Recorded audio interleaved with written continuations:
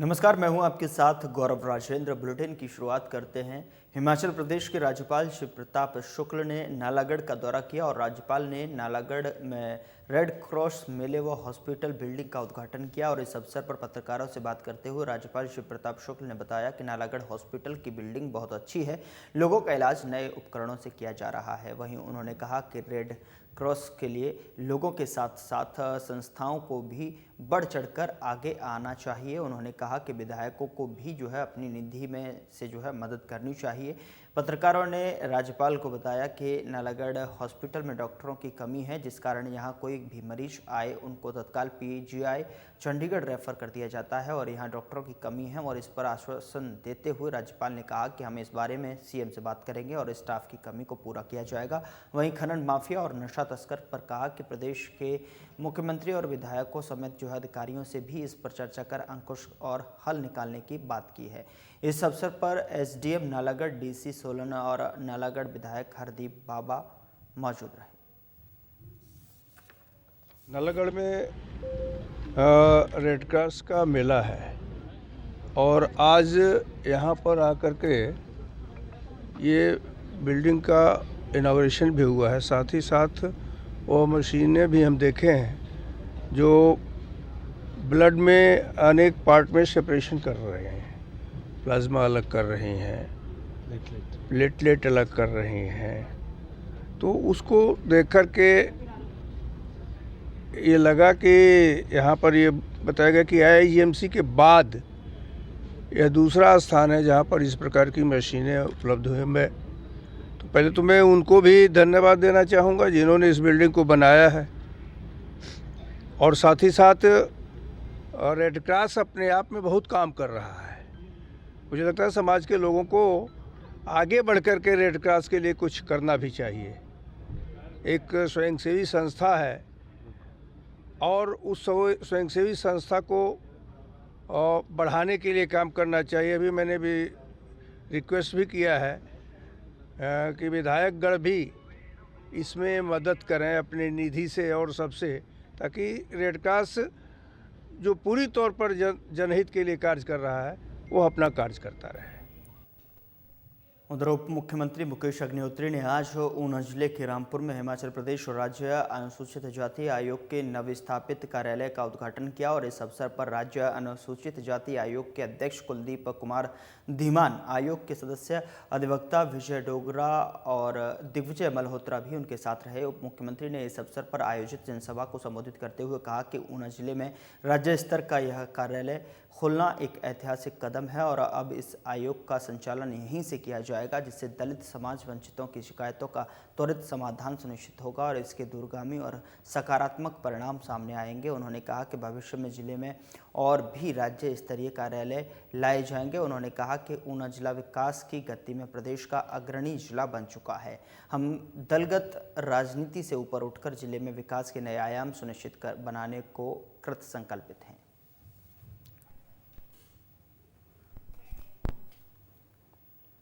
तो ऊना जिले के रामपुर में हिमाचल प्रदेश राज्य अनुसूचित जाति आयोग के नवस्थापित कार्यालय का उद्घाटन किया गया है, जहां पर उप मुख्यमंत्री ने इस अवसर पर आयोजित जनसभा को संबोधित भी किया और उन्होंने कहा कि दूरगामी और सकारात्मक परिणाम सामने आएंगे।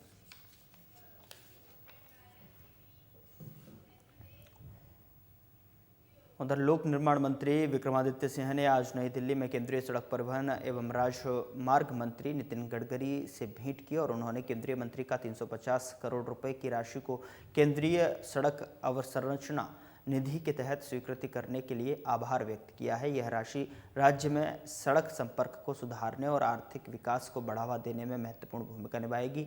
विक्रमादित्य सिंह ने केंद्रीय मंत्री द्वारा पर्यावरण, वन एवं जलवायु परिवर्तन मंत्रालय के माध्यम से रोपवे परियोजनाओं को वन मंजूरी से छूट देने के लिए भी धन्यवाद दिया।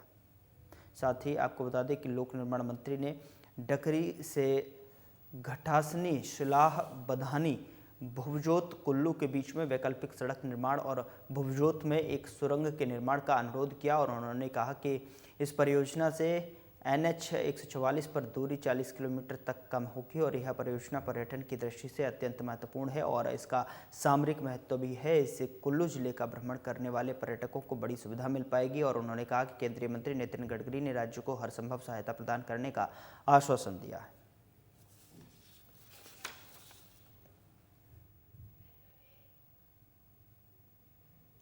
हिमाचल की कांग्रेस सरकार ने 2 साल का कार्यकाल पूरा कर लिया है और सत्ता पक्ष ने इन 2 सालों को कामयाबी भरा बताया है, तो वहीं विपक्ष इसे विफलताओं से भरा कार्यकाल बता रहा है। बीजेपी के आरोपों पर अब राजस्व मंत्री जगत सिंह नेगी ने पलटवार किया है। जगत सिंह नेगी ने कहा कि चार्जशीट बनाना बीजेपी की पुरानी आदत है, पर इस पर कभी एक्शन नहीं होता है। उन्होंने जयराम ठाकुर पर पलटवार करते हुए कहा कि उनकी गणना उन मुख्यमंत्री में होगी जो केवल बड़ी बड़ी बातें करते रहे और मगर काम कुछ नहीं किया। वहीं इस दौरान कांग्रेस प्रदेश अध्यक्ष को भाषण के दौरान रोके जाने पर जगत सिंह नेगी ने कहा कि समय की कमी के चलते उन्हें जल्दी भाषण खत्म करने को कहा गया, इसमें कुछ गलत नहीं है। जयराम ठाकुर और बीजेपी के लोग हिमाचल के हितैषी नहीं हैं। आपदा में 10,000 करोड़ कम नुकसान हुआ, लेकिन इसका छठा हिस्सा भी प्रदेश सरकार को नहीं मिल पाया।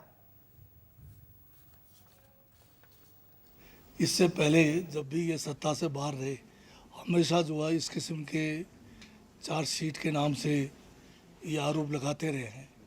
परंतु अगर आप देखेंगे पिछले सालों का, उन चार्जशीटों का क्या हुआ, और जब ये सत्ता में आए उन्हीं चार्जशीटों के ऊपर इन्होंने किसी न किसी किस्म का कोई एक्शन लिया है। पहले तो मैं उनसे ये पूछना चाहता हूँ, ये केवल जो है जनता को भ्रमित करने के लिए, लोगों को गुमराह करने के लिए ये जो है इस किस्म के जो है कारनामे करते हैं। जयराम जी जो है बात की खाल निकालने में माहिर हैं। अब ये 25 करोड़ का आंकड़ा इन्होंने कहाँ से लगाया? और जब खुद इस किस्म की हर साल रैलियां करते रहे, जिसमें जब ये गए 18 लाख का तो बसों का जो है पैसा जो इन्होंने HRTC को देना था उनकी रैलियों का, वही हमें छोड़ के गए। तो ये खुद अपने समय में नहीं देखते कि इन्होंने क्या किया। पर हमने जो 2 साल का ये जो जश्न मनाया है, इसमें बहुत कम जो है पैसे का जो है सरकारी तंत्र का हमने इस्तेमाल किया। हमीरपुर संसदीय क्षेत्र के प्रत्येक युवा को खेल से जोड़ना, प्रतिभाशाली युवाओं को खेल मंच प्रदान करना और नशे को हराना, युवाओं को नशे से बचाना ही हमीरपुर के लोकप्रिय सांसद पूर्व केंद्रीय मंत्री अनुराग ठाकुर की अतुल्य पहल सांसद खेल महाकुंभ का उद्देश्य है।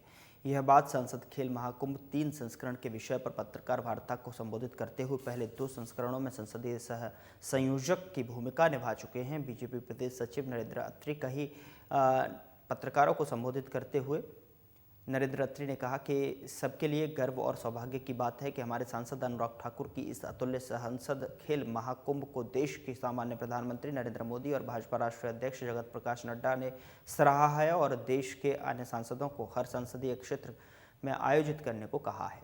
नरेंद्र अत्री ने बताया कि सांसद खेल महाकुंभ 3 में से 7 से 15 दिसंबर तक जो है रजिस्ट्रेशन चली है और प्रथम चरण में कबड्डी, वॉलीबॉल, क्रिकेट खेल मुकाबले जो है क्रिकेट में 21,000 और 11,5100 जो है प्रथम, द्वितीय, तृतीय पुरस्कार होंगे, जबकि वॉलीबॉल, कबड्डी में 11,000, 7100 और 5100 रुपये पुरस्कार होगा। क्रिकेट में रजिस्ट्रेशन फीस 500 रुपये और कबड्डी, वॉलीबॉल में 200 रुपये होगी।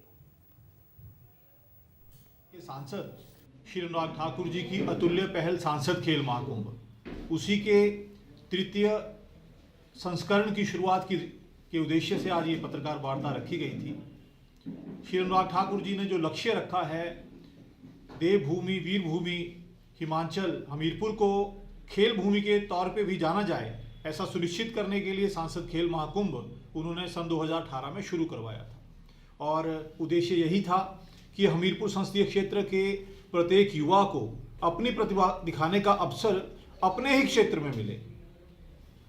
ऐसे उद्देश्य को लेकर ये अभियान शुरू किया गया था और सौभाग्य से अभी तक संसदीय क्षेत्र में पिछले 2 संस्करणों में 1 लाख से अधिक, 1,15,000 से अधिक युवाओं ने अपनी सहभागिता सुनिश्चित की है, जो इस बात का प्रमाण है कि कहीं ना कहीं जो सोच लेकर श्री अनुराग ठाकुर जी चले हैं, उस सोच को अमली जामा पहनाने में उनका जो लक्ष्य था वो पूरा हुआ है।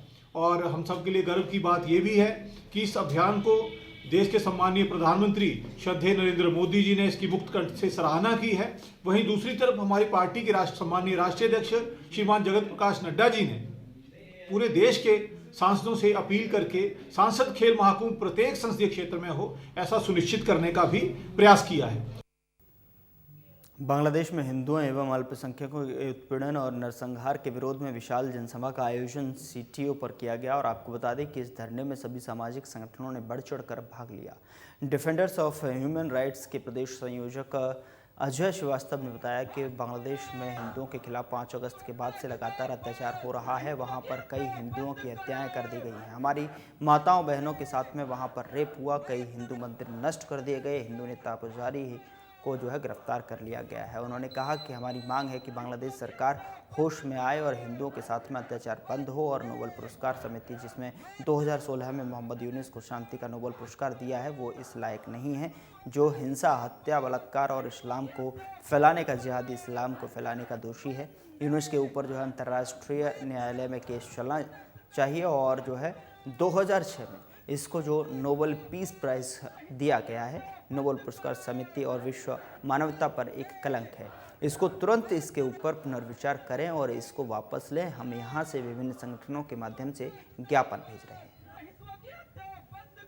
देश में हिंदुओं के खिलाफ 5 अगस्त के बाद से लगातार अत्याचार हो रहा है। वहाँ पर कई लोगों की उन्होंने हत्याएं कर दी हैं। हमारी माताओं बहनों के साथ वहाँ पर रेप हुआ है। कई हिंदू मंदिर नष्ट कर दिए, हिंदू नेता, हिंदू पुजारी इन लोगों ने गिरफ्तार कर दिए। और जिस बांग्लादेश को बनाने में पूरे भारत ने, हिंदू समाज ने और सरकार ने एक महत्वपूर्ण योगदान 1971 में दिया था और वहाँ का हिंदू समाज भी बांग्लादेश निर्माण में मुक्ति वाहिनी और शेख मुजीबुर रहमान के साथ था। आज उसको अत्याचार का शिकार बनाया जा रहा है। दुर्भाग्य की बात यह है कि बांग्लादेश में एक ऐसा जिहादी किस्म का चीफ एडवाइज़र वहाँ पर है जो कि प्राइम मिनिस्टर का रोल प्ले कर रहा है, मोहम्मद यूनुस। वो इस पूरे घटनाक्रम का वहाँ जो सत्ता परिवर्तन हुआ, न सिर्फ उसका मास्टरमाइंड है बल्कि जिहाद को बढ़ावा देना, हिंदू और बौद्धों को वहाँ पर उनके सारे पूजा स्थल ये सारे नष्ट किए जा रहे हैं, उसका मास्टरमाइंड। इस्कॉन के ऊपर अत्याचार हो रहा है। इस सब का जो मास्टरमाइंड है उसको लेकर के हम पूरे दुनिया में आवाज़ उठा रहे हैं हिंदू संगठन। फिलहाल बुलेटिन में इतना ही। नमस्कार।